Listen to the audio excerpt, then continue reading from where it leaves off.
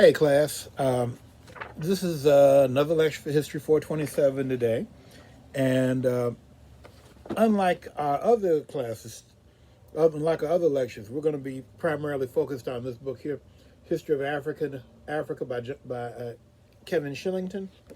And we're going to be looking at chapters 18 and then 22 through 24, if I remember correctly. Let me see. Here we go. Let me look up here.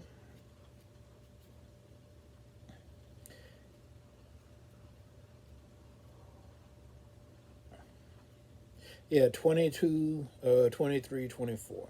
Those are the chapters we're going to be looking at.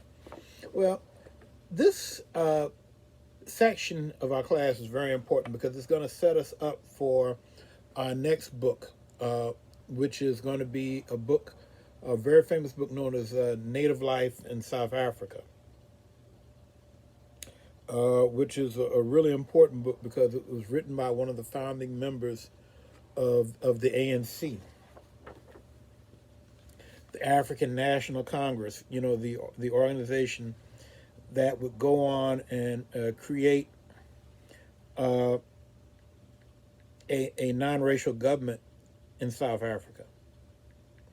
And so this period that we're going to be looking at in these chapters, a period in South African history from about 1816 until basically 1918. Basically from the period known as the Mfecane, that's Mfecane. That's what is known as in the Nguni languages. Those are the languages like Zulu, Xhosa, Siswati, Swazi, languages, that are spoken by the people in the eastern part of what nowadays is South Africa and areas next to South Africa like Swaziland, and known as Mfecane by people who are more to the west, the Sutu and other people.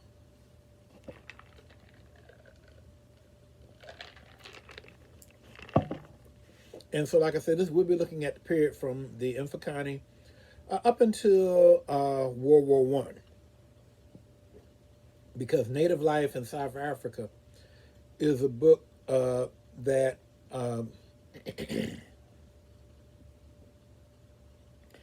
deals with South Africa, going into the period of World War One and the post-war period.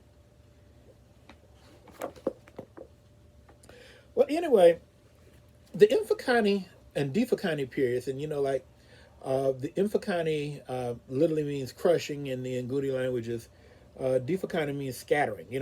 The thing about both of those terms is that they imply a major destruction and reorganization of political life in Southern Africa. And also, the Mfecane is very important because the Mfecane really allows the Boer, or which they were referred to back then, or later the Afrikaner people, to expand into the interior and the eastern interior and northern interior of South Africa much more easily than if it hadn't happened. Now, we are a bit unclear as to the origins of the Mfecane, largely because we're dealing with societies that did not have written histories. These were oral histories. And with oral histories, you have to depend on tradition and, what people tell you. And, in some societies, like I can think about in West Africa, in places like Mali or Senegal, You have traditions of people known as griots. These are people who specialize in remembering the history of a society. They usually put it down in poem or song. And that way, for very long periods of time, these people who, that's their whole job is to memorize these histories and make songs about it. In those societies, even though traditional history was not written, because you had people who specialized in doing it, uh, when Western historians came there, Western historians, Western anthropologists, and other people, it was fairly easy to put the history together, especially when they could corroborate it with neighbors who had written histories. And so, in those societies, people who didn't have written histories were pretty easily. It was pretty easy to follow them. In Southern Africa, however, that tradition did not exist, and so therefore, it's a little bit trickier to get exactly what happened before you start having people showing up who wrote stuff down. What we do know, however, is that beginning around the period of about 1816, you have serious prolonged warfare. And this has a major impact on Southern Africa. If you look in your book on page 264, they have maps. There's a map on page 264 that shows all the movement of people in Southern Africa. A lot of people moved around in different parts of Southern Africa. Some people eventually left Southern Africa altogether and ended up in Eastern and Central Africa. So the Mfecane had major implications on the movement of people in Africa, throughout the early part of the 19th century. And so, and so,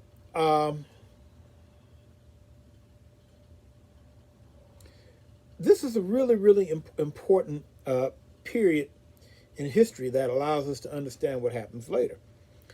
Now, the main thing about the Mfecane to understand is that the Mfecane resulted in a fundamental restructuring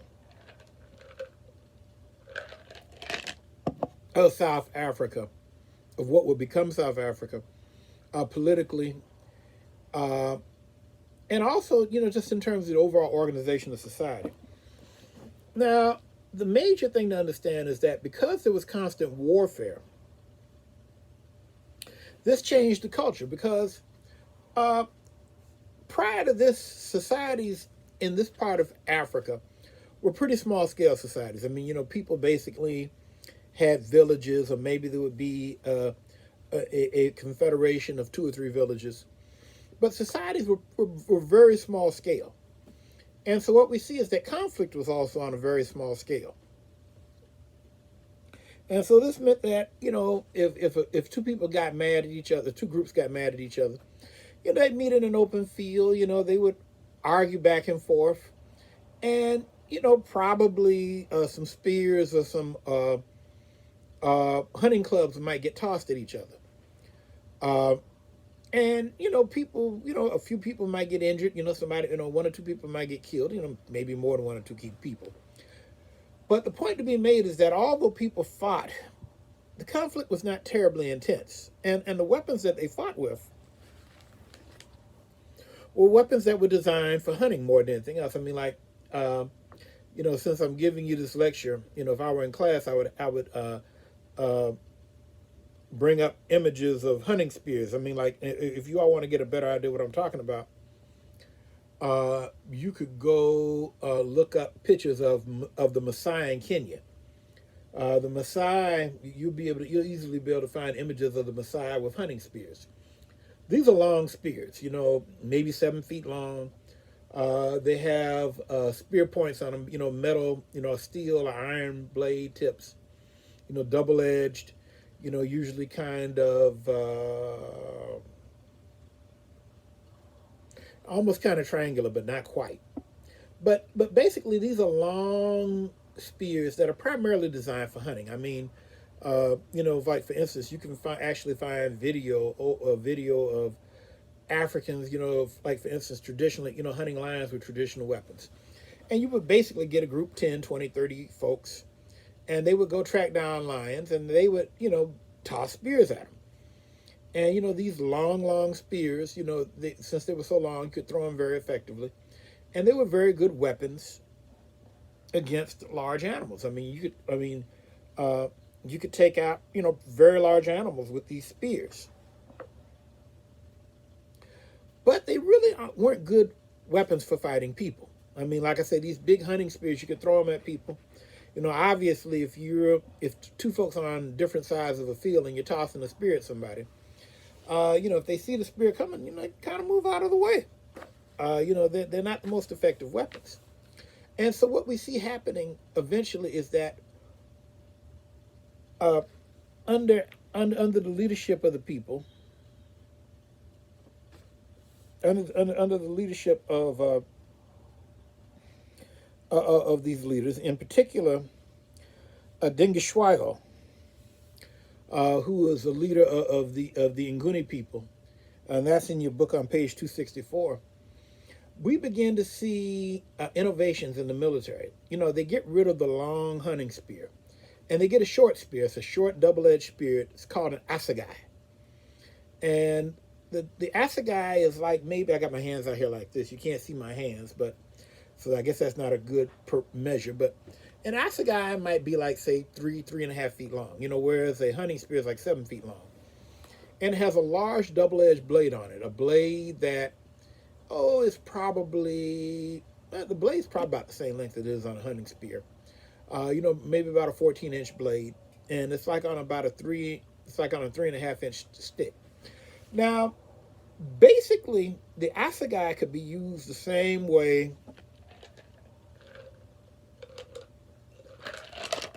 that, say, the Romans used a short sword.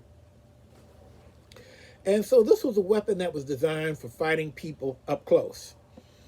Now, also, under Mishweshway, we see people, they getting large shields. These would be big shields, long enough to cover a whole person. Maybe a 5, 6, 7 foot shield, about 5 to 7 foot shield, covered with cowhide. Now, strong, tough cowhide would be strong enough to be able to keep an iron spear. It could slow it down enough that it could keep the person with the shield from being killed. It wasn't steel proof, but it was tough enough that, if you have a good dried out cowhide shield, it could effectively slow down the weapon. Now, on top of the shields and the assegai, the short spear, what the other major innovation is that the Nguni people began to fight in formation. And they fought in a formation known as the cow's horns. And I would recommend that you all do a search for the cow's horn. And to put things in perspective, I say do a search of a Roman legion. Because the cow's horn formation and the Roman legion formation were very, very similar. Basically, it was a way, if soldiers got in formation, they stayed side by side, they could use the formation to encircle their enemies. Now, this formation was very effective, especially against people who were not used to fighting in formation, who just, might be very good individual fighters, but did not fight in formation. And so what we see is that the development of new weaponry, the development of fighting in formation, meant that society had a level of organization that it did not have before.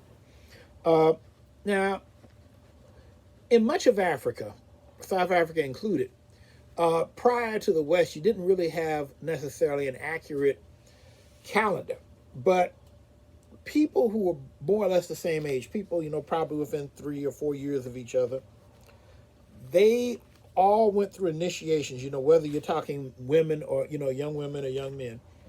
they went through adult initiation ceremonies at the same time. And these groups that went through initiation ceremonies at the same time, they were known as age grades. And you grew up in an age grade, and those were your peers throughout your lifetime. Now, because of the militarization of the Mfecane, these age grades became the basis for founding military regiments.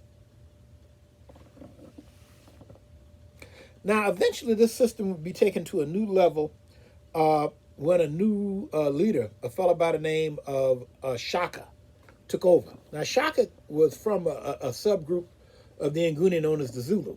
And, the Zulu was basically just a little village in the area of what nowadays is KwaZulu-Natal in eastern South Africa. But what we see under Shaka is that he was very aggressive in his use of the system. And he pretty quickly became an effective ruler of the eastern part of what nowadays is South Africa. Basically, under Shaka, he was able to get control of the territory that's roughly contiguous with the modern day South African province of KwaZulu-Natal. And under Shaka, he really created a very effective military force, and he effectively got control of the economy. Because basically with the Zulu state, there were three main sources of revenue. Cattle. Cattle were the most valuable product that they had. This is something that both the Afrikaners and Africans had in common. I mean, all three groups. Both groups had societies that very much revolved around animal husbandry, the raising of cattle. And so these regiments, when they weren't fighting, they could herd cattle. Now, women who were in age groups also, they were responsible for agricultural production. And so therefore, women effectively raised crops. Men looked after cattle, women raised crops. Now, the other thing that military regiments could do too, when they weren't fighting, they could go hunting for ivory. And so, these guys, they could get together. I would imagine they took their hunting spears when they did this. Because, I don't think crawling up on a elephant with a 3-foot spear and poking them in the stomach or something. I mean, you might eventually kill the elephant, but you probably have a lot of folks get stomped to death before that happened. And so I can imagine these guys were using probably big hunting spears. And I don't know if this was something done in Southern Africa. I know in Central Africa, especially the Twa people, people we refer to as pygmies, they used poison spears on elephants. Now, I don't know if poison spears were so common with the Zulu and other groups in that part of the world, but they did take down elephants, and when they took down elephants, they sold the ivory. And so basically, ivory was useful for long distance trading. You had people, basically, ivory was a product that could be sold to people to the north, people on the Swahili coast, people who sold the ivory back to folks in the Mideast, and also to Asia, because the ivory was a big product, going back east towards China in that part of the world. And then also, you had the Portuguese in Angola. Not in Angola, in Mozambique. Mozambique is the Portuguese territory closest to South Africa. And I would imagine that there was also a market in ivory there too.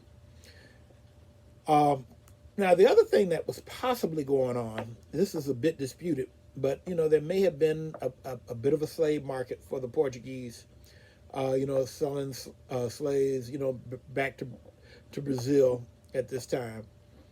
That's something that some our historians have argued, but the evidence that they came from what nowadays is South Africa is not conclusive. But basically, as I said, because of the Mfecane, we see the leadership, around the king are really getting control of the economy. Now, Shaka really was the guy who consolidated uh, what became the Zulu kingdom, because once he became such a powerful leader, and once he conquered so much territory, eventually all the Nguni people who were under the control of Shaka became known as Zulu. And just to give you all a good example of this, let me look in here for a minute. Let's give you all a good example.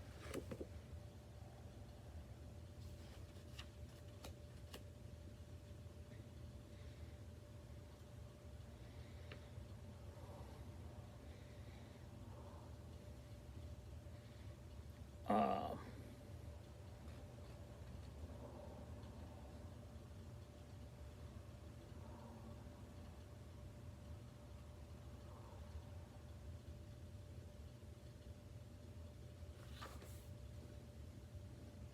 yeah, like for instance, if you look on page 266, they talk about Zilikazi, the chief of the Kumalo. Now, he was allowed to maintain his own uh, title and everything. He was allowed to maintain control of his own people. But he was the leader of the Kumalo. Now, the Kumalo at that time were a separate group. However, if you go to KwaZulu Natal nowadays, a Kumalo are considered Zulu. I mean, if you know any, if you go there, you see a Kumalo person, that's a Zulu name. Matter of fact, I'm going to show you guys a movie later on, and which takes place in the Zulu territory, and the main character's name is Kamalo.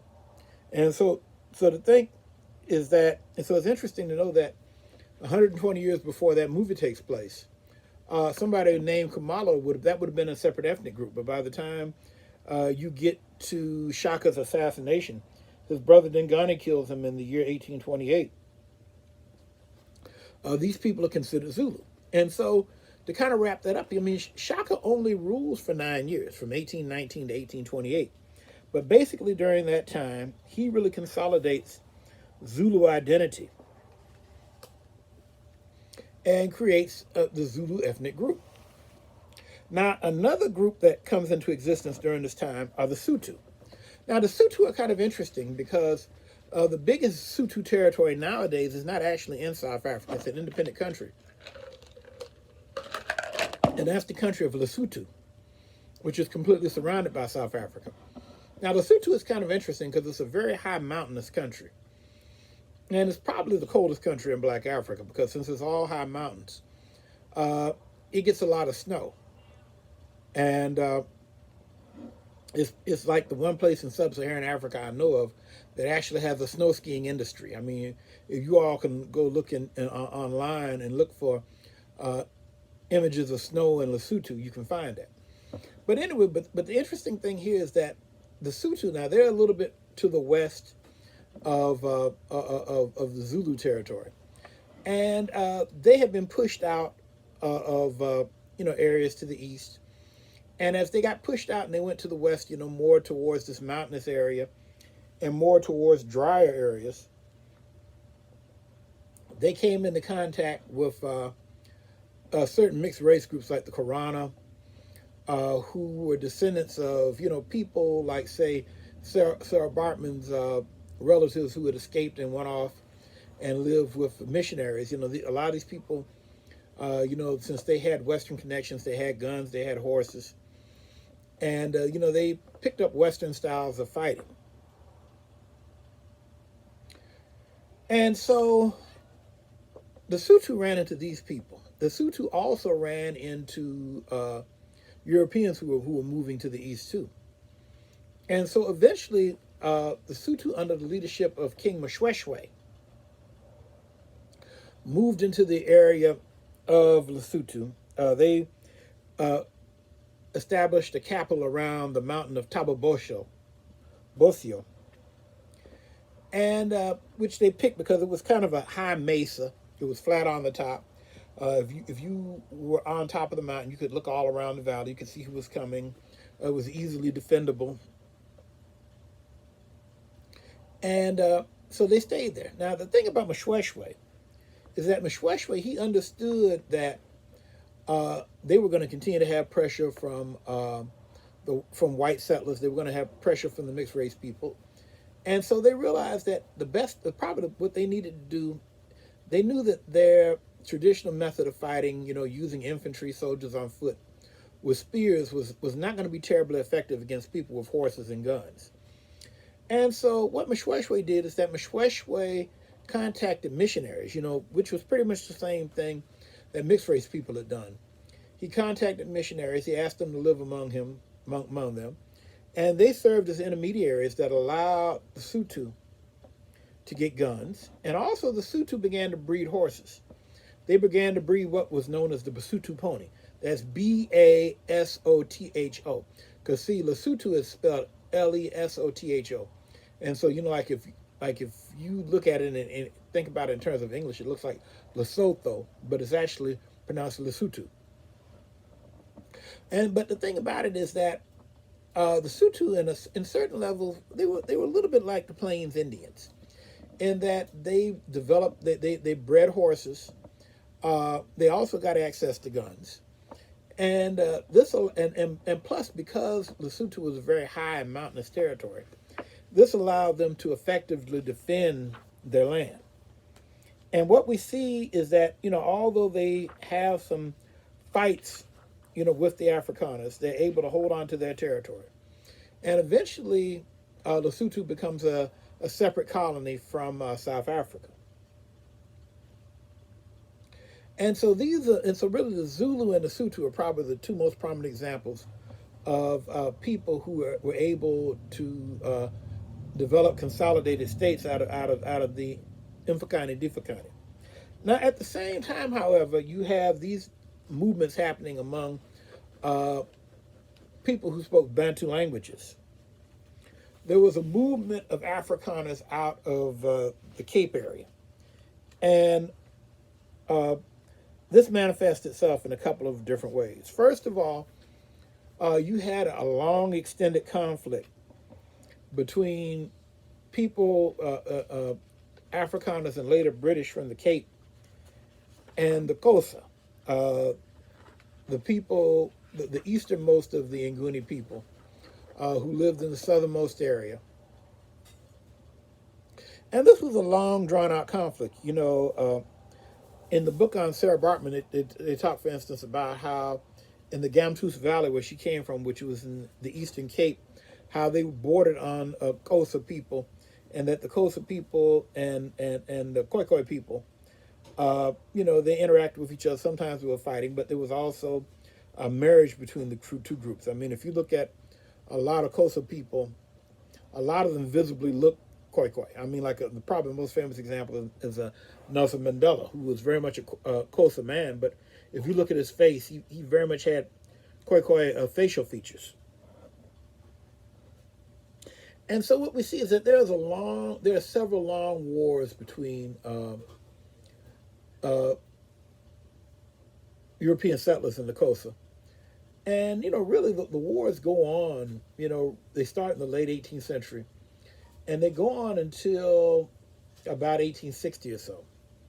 And so this is a long period of battle, about 70-some years, before the Xhosa are eventually defeated. Now, this is really significant here because unlike the Zulu or the Sutu, the Xhosa were really outside of the area of the Mfecane. They continuously occupied their territory. They were densely populated. They were farmers. They were herders. They had large populations. They had steel weapons. And even though they did not have guns, because their population was so dense, it took about 3 generations for the Europeans to defeat them.